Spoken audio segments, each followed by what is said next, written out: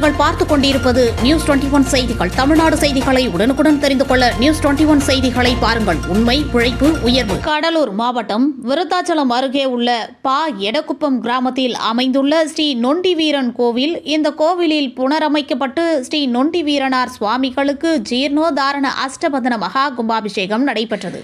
பூர்வாங்க பூஜைகள் சுந்தரமுருகன் குருக்கள் தலைமையிலான சிவாச்சாரியார்கள் வேத மந்திரங்கள் முழங்க நொண்டி வீரனாருக்கு கும்பாபிஷேகம் செய்தனர். அதனைத் தொடர்ந்து நொண்டி வீரனார் கோபுர கலசங்களுக்கு புனித நீர் ஊற்ற மகா கும்பாபிஷேகம் வெகு விமர்சையாக நடைபெற்றது. மகா தீபாராதனையும் காண்பிக்கப்பட்டது. விழாவிற்கான ஏற்பாடுகளை ஆலய நிர்வாக குழுவினர் மற்றும் எடைக்குப்பம் கிராம பொதுமக்கள் சிறப்பாக செய்திருந்தனர்.